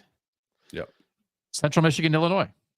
Central Michigan fancies itself as a physical team, wants to run the ball, wants to hold it, wants to chew some clock. I think that could make this a little bit lower scoring and also potential emotional letdown spot for Illinois as well. Yeah. I don't know that there's enough talent. Famous last words, I guess, right? But I think Illinois wins. I think Illinois kind of comes correct to this game and wins 31-10, but watch out for Central Michigan trying to play keep away. I have 35-10. Man, again, we're no exact same scores, but we're still dancing around each other. Maryland at Virginia. This is a good one. This is a game that has been played 80 times. Virginia is the opponent that Maryland has played the most all time. So again, it's not quite the Apple Cup. It's not the Backyard Brawl, but it's very familiar foes playing in September, which just makes for good September ball. Maryland has won 13 straight non-conference games, which is the second longest streak in the nation behind Georgia. Maryland is coming off a tough loss to Michigan State last week. I think that was more about Michigan State, less about Maryland. I was down on Maryland coming in, but I think your guy, Billy Edwards, can still get some stuff done. Anthony Calandra, the Virginia quarterback, has thrown for 297 and 357 in their two games. Billy Edwards, the Maryland quarterback, has thrown for 311 and 253. Ty Felton, the Maryland receiver, leads the nation in receiving yards at 330. And Maryland crushed Virginia last year, 42-14. I actually think this is quite a bounce back spot for Maryland. I have Maryland winning 35-20. I still am not 100% sure about Maryland long-term in the Big Ten. I think this will be the best version of Maryland. It could be. I have Maryland 28-21. The only thing that gives me a little pause is kind of how leaky Maryland's defense got at times against Michigan State. I just wasn't necessarily anticipating that. I thought the defense might be the strength of this team, and I think the front probably still is, but the secondary at times looked a little suspect against the Spartans. I don't think Virginia really takes advantage of that. I think Virginia is pretty bad. So I have Maryland winning, but it's a tight game for me, 28-21. Okay. Okay. BYU, Wyoming. Yeah, terrible start to the year for Wyoming. Just not at all what I Terrible. was anticipating as someone who put a speculative bet on Wyoming to win the Mountain West in the my. preseason. Wyoming is 0-2, got boat raced by Arizona State, lost last week to Idaho. Good FCS team, but still you got to win that game. Just a lot going wrong there, I think, for the Pokes early on in the season. It seems like a spot where maybe BYU can take advantage of that. It is at Wyoming. It's a really tough place to play. Even if BYU is used to playing at altitude, it can still be a pretty unwelcoming environment. So I could see that making it a little closer, but I just don't think Wyoming has a whole lot going on for right now. They're not protecting the quarterback very well. I think BYU can get after them up front, and I think BYU's offense bounces back after not scoring a touchdown on a win at SMU last week. So I have 31-14 BYU. Okay. I also think BYU wins, but I think it's closer. I have 20-16. Next one, Nevada at Minnesota. My favorite thing about Minnesota's schedule so far is they're a team whose name is a state, and this is their third straight game against a team whose name is a state, which makes me feel like it's just states fighting each other. So Yeah. Minnesota fought North Carolina. That's a good fight. Don't you think that's a good fight? Yeah. North Carolina won. Two underrated states. Yeah. Two underrated states. Tougher than you think. Then Minnesota fought Rhode Island. And Rhode Island put up a fight, but like you would expect Minnesota to win that one, right? Yeah. They did. And now Minnesota is fighting Nevada. And it's in a dome. You know, if they were fighting Nevada in Nevada, it would be all sandy. And that might be tough for Minnesota. But that's the most exciting thing about this, other than the fact that Darius Taylor is back in the fold. Running back, injury problems last year, missed week 1, 112 yards from scrimmage and a rushing touchdown last week. They're kind of doing the two-back thing, though. He had 18 touches. Marcus Major, the Oklahoma transfer, had 11 touches. So I think they'll keep that going a little bit. Max Brosmer, the quarterback, made a lot of progress last week. I think this offense might start to come together a little bit. They know it needs to get better. So I'm glad that it is getting better. Nevada has a couple good defensive linemen, but I think Minnesota wins. I have Minnesota 27-17. I have Minnesota 34-13, which might be a little hot because Nevada's pretty good. Nevada gave SMU, right, all it could handle. Unless SMU's terrible. Yeah. SMU might be terrible. Yeah, that's true. SMU could be terrible. It's not an easy opponent though for Minnesota, but I'll buy PJ Flex saying they want to throw it more, and we'll see it this week with Max Brosmer. So I have 34-13. Yeah. All right, Eastern Illinois at Northwestern. Yep, Northwestern making a change at quarterback. No longer the Mike Wright show. It'll be Jack Lausch, who's in his third year with the program, has attempted 25 passes in his career. Northwestern is one of 5 teams in the country without a passing touchdown. Miami, Ohio, Notre Dame, Western Michigan, and Air Force are the others. I think Northwestern breaks through for a passing touchdown this week. I don't think Eastern Illinois is very good. I, in fact, don't think Eastern Illinois is going to score. I have Northwestern winning 28-0. Oh, look at you. Northwestern 27-13. And then we like to do a group of 5 game in the North. And I put this on here for you. And I will tell you, we put a little bit of this on the Friday morning bets of the North for Toledo to pull the upset at Mississippi State. Braden Alls, the Toledo sophomore safety, has a pick in each game. He had a crazy diving pick last week. That was awesome. The Mississippi State quarterback's Blake Shapen, formerly the Baylor quarterback. Jeff Levy is back as a first-year head coach there. I just don't exactly – you don't think Mississippi State is very good. So I'm not telling you anything you don't know because I see that you're riding with the Rockets. We're both picking Toledo here. I've got Toledo 22-17. I have Toledo 30-28. I wanted to change it and go lower because I think this could be a pretty clunky game.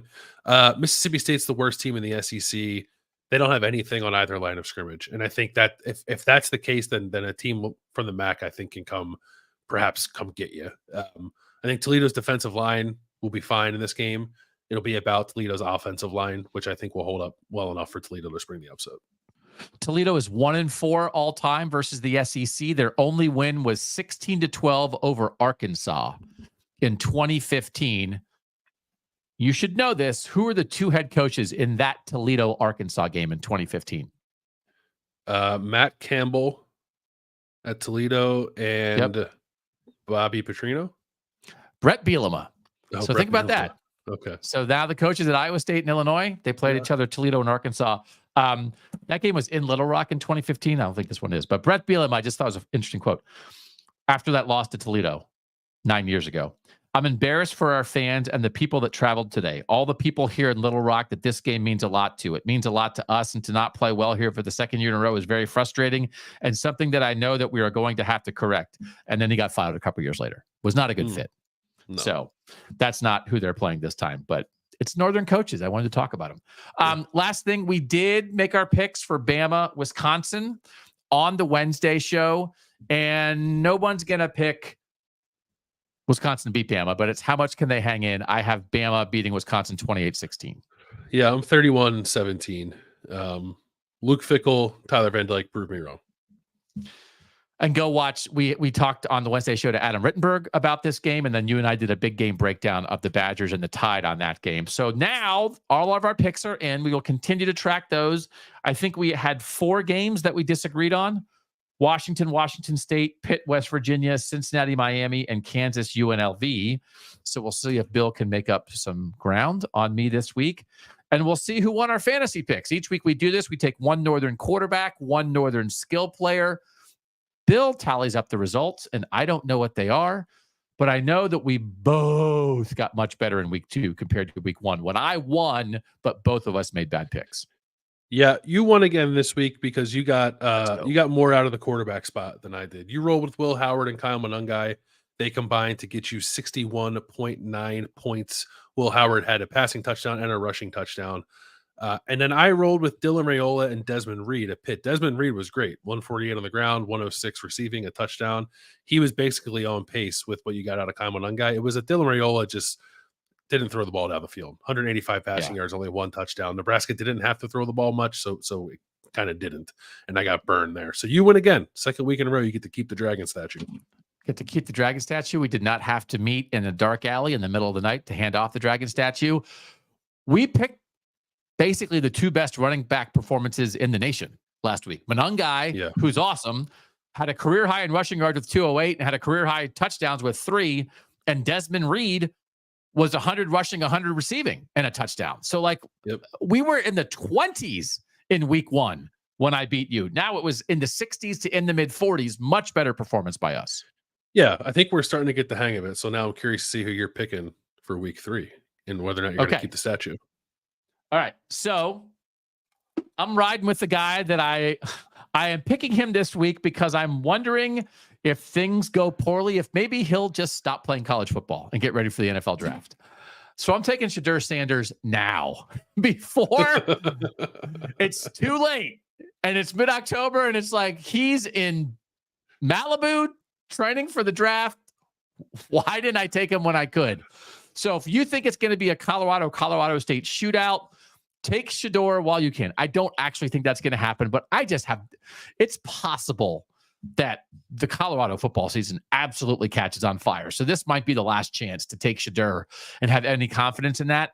And then this one's a little weird, but Cam Porter at Northwestern was the guy they leaned on last week against Duke with a new starting quarterback. I think they will lean on him again. He is a good, solid running back who I think could have 28 carries against an overmatched opponent and give me something like 150 and 2 touchdowns. So I'm Shedeur Sanders at quarterback, Northwestern running back Cam Porter as my 2 guys. I like the picks. We are of similar minds with the Colorado game, but I'm not going with the quarterback there. I'm going to go with Jimmy Horn Jr., the receiver for Colorado. I think that is a shootout. I think Jimmy Horn finds the end zone a couple of times, and then a quarterback. I'm going Aiden Childs. I'm chasing points, chasing a big number for a talented quarterback against a terribly overmatched opponent. Hoping I can get like 4 or 5 touchdowns out of Aiden Childs in the first half of that game against Prairie View A&M and maybe claim the Dragon Trophy for myself next week. All right. And then we'll hand it off if it happens, but I don't think it will. By the way, reports out that Cam Rising is not going to play for Utah. Yeah. So reports out about that. I will say that I like the Utah State under. And so if you can still maybe get in on that, I'm trying to see if that has moved at all with the official news that he's out. It dropped the point. It was 44.5. Now it's down to 43.5. I mean, I really think you're looking at like a Utah State score that is quite low. An easy win, but quite low. So that's it for our Thursday show. Friday morning, Bets of the North, me and Tyler Shoemaker. We're 2-0 on our $500 real money bets. We also hit our plus money swing last week, so we're up $1,000. We started with a $5,000 bankroll. We're over $6,000 right now. We're making more bets this week. Find out Friday morning what they are, and just come hang out and have some fun with that. I will be at Alabama, Wisconsin on Saturday, and then we will have our Saturday post-game show live at 11 p.m. where we will talk about Boston College, Missouri. We'll catch up with what happened Friday night with Kansas and Kansas State and those Friday night games. We'll talk about Bama, Wisconsin, and the Backyard Brawl and everything else that matters in the North. Not quite the slate of week 2, Landis, but still some really good games. I think it's a pretty fun weekend. I know our guy Adam Rittenberg said the slate doesn't look all that exciting. I disagree. There are some northern bangers, and I think we're going to get some good games this weekend. And again, rivalries, like rivalries that really matter. So like Oregon State, and Washington State have a chance to be like super interesting. Yeah. Thanks as always to our producer, Mike Urostowski. There's a lot of work. He's cutting up these individual videos and putting them together and make them make sense. And I like this stuff. I want us to continue to be out in the world and then come back and bring you guys something that's cool. And Mike makes it look cool. So thanks to all his hard work for that.